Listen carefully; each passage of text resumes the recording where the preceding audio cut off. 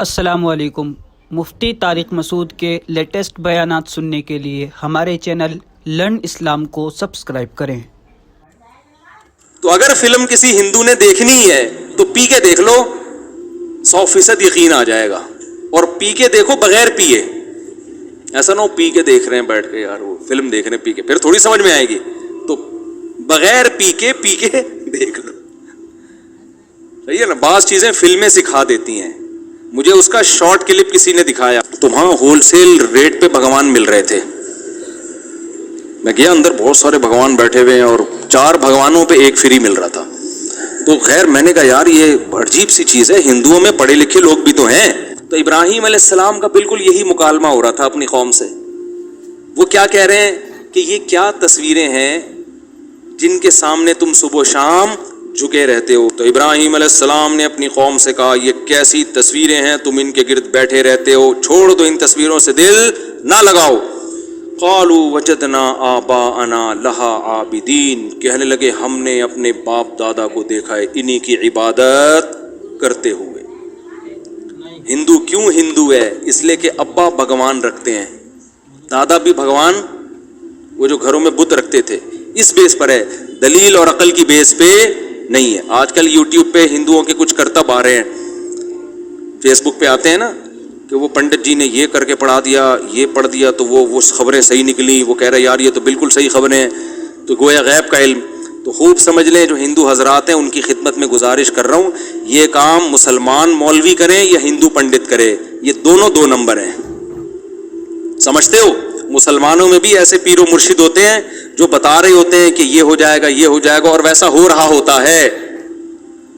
اور ہندوؤں میں بھی ایسے پنڈت ہوتے ہیں جو آپ کو اس طرح کے کرشمے دکھا رہے ہوتے ہیں، چاہے مسلمان روحانی علاج والا ہو جس کو میں پیار سے ٹوپی ڈرامہ کہتا ہوں، چاہے وہ پنڈت ہو، یہ دونوں 1 نمبر کے کیا ہیں؟ چور ہیں۔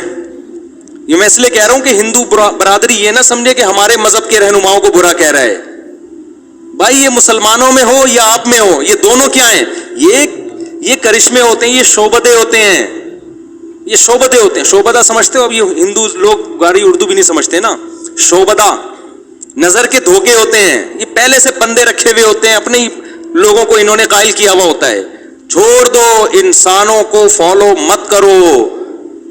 قانون سازی کرنے کا حق کس کو ہے؟ اس خدا کو ہے جس نے اس کائنات کو بنایا، اور وہ اکیلا ہے، اس کے ساتھ کوئی شریک نہیں ہے۔ پھر بھی یقین نہیں آتا، پی کے فلم دوبارہ دیکھ لو جا کے۔ سمجھ رہے ہو؟ فلمیں دیکھنا حرام ہے، ناجائز ہے، لیکن اگر دیکھنی ہی ہے نا، جیسے ہم کہتے ہیں ڈرامہ اگر دیکھنا ہی ہے تو اردول دیکھ لو۔ تو اگر فلم کسی ہندو نے دیکھنی ہی ہے تو پی کے دیکھ لو، 100% یقین آ جائے گا۔ اور پی کے دیکھو بغیر پیے، ایسا نہ ہو پی کے دیکھ رہے ہیں بیٹھ کے، یار وہ فلم دیکھ رہے ہیں پی کے، پھر تھوڑی سمجھ میں آئے گی۔ تو بغیر پی کے دیکھ لو، صحیح ہے نا۔ بعض چیزیں فلمیں سکھا دیتی ہیں۔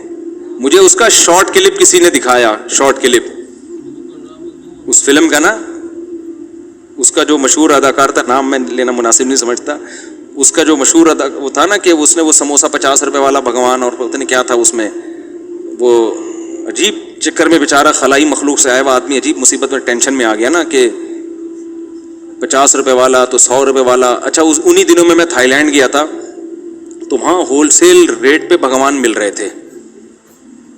میں گیا اندر، بہت سارے بھگوان بیٹھے ہوئے ہیں اور 4 بھگوانوں پہ 1 فری مل رہا تھا۔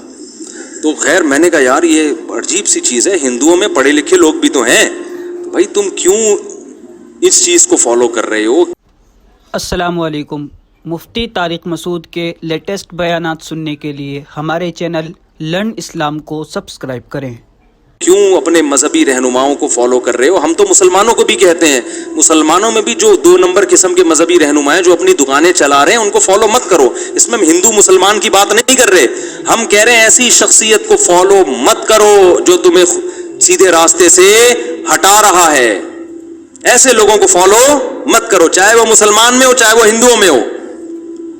کتنی زبردست بات اس نے بتائی نا کہ میں صرف ایک خدا کو مانتا ہوں جس نے سب کو بنایا، میں صرف اس خدا کو مانتا ہوں۔ تو ابراہیم علیہ السلام کا بالکل یہی مکالمہ ہو رہا تھا اپنی قوم سے۔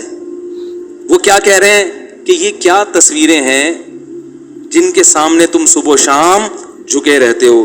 تو وہ قوم جواب میں کیا کہنے لگی؟ ہم اپنے باپ دادا کو ہم نے اسی پر پایا ہے.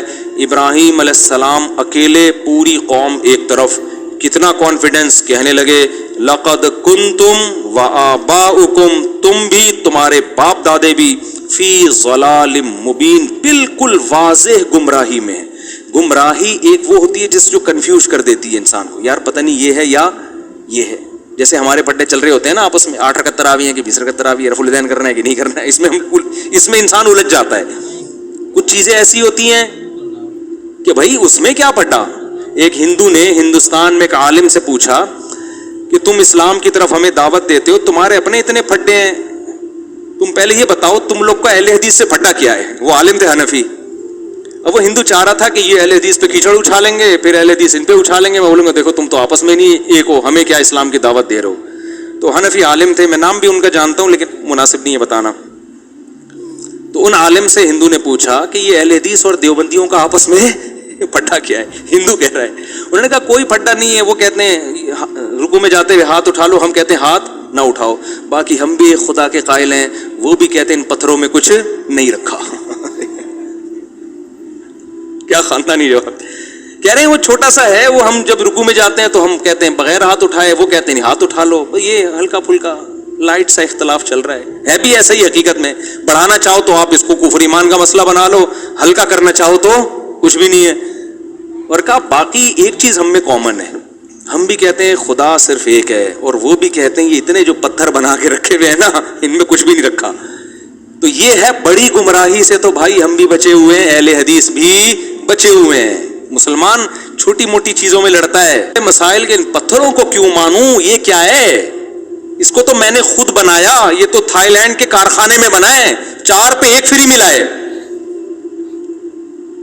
اور جو زیادہ ریٹ کا ہے وہ زیادہ بڑے کام کر رہا ہے جس کی ویلیو زیادہ ہے. تو ابراہیم علیہ السلام نے بھی کہا تم چھوٹی گمراہی میں نہیں، فی ضلال مبین، تم بہت بڑی گمراہی میں پڑے ہوئے ہو، ان پتھروں کو پوجتے ہو. قوم جواب میں کہنے لگی اجئتنا بالحق ام انت من اللاعبین. کیا انداز ہے. اے ابراہیم آپ سیریس ہیں یا مذاق کر رہے ہیں.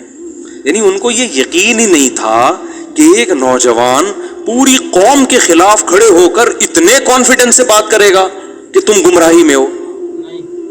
لہذا ان کو پہلی مرتبہ میں تو یقین ہی نہیں آیا. انہوں نے کہا یہ آپ سیریس ہیں.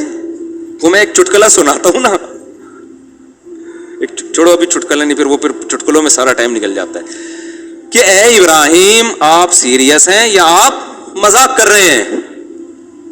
ابراہیم علیہ السلام نے کہا نا مذاق نہیں کر رہا. ربکم رب السماوات والارض، ایک خدا ہے جس نے آسمانوں اور زمین کو بنایا. وَأَنَا عَلَىٰ ذَلِكُم مِّنَ الشَّاهِدِينَ، اور میں اس پر گواہی دے رہا ہوں. گواہ کسے کہتے ہیں؟ جس نے اپنی آنکھوں سے دیکھا ہو. گویا میں نے اپنی آنکھوں سے دیکھا ہے، یعنی اتنا یقین ہے جیسے اپنی آنکھوں سے دیکھا. میں تو اس پر گواہی دے رہا ہوں. اشہدو، میں گواہی دے رہا ہوں. تو جو مذاق کر رہا ہوتا ہے وہ گواہی کے لفظ استعمال نہیں کرتا، وہ قسمیں نہیں اٹھاتا.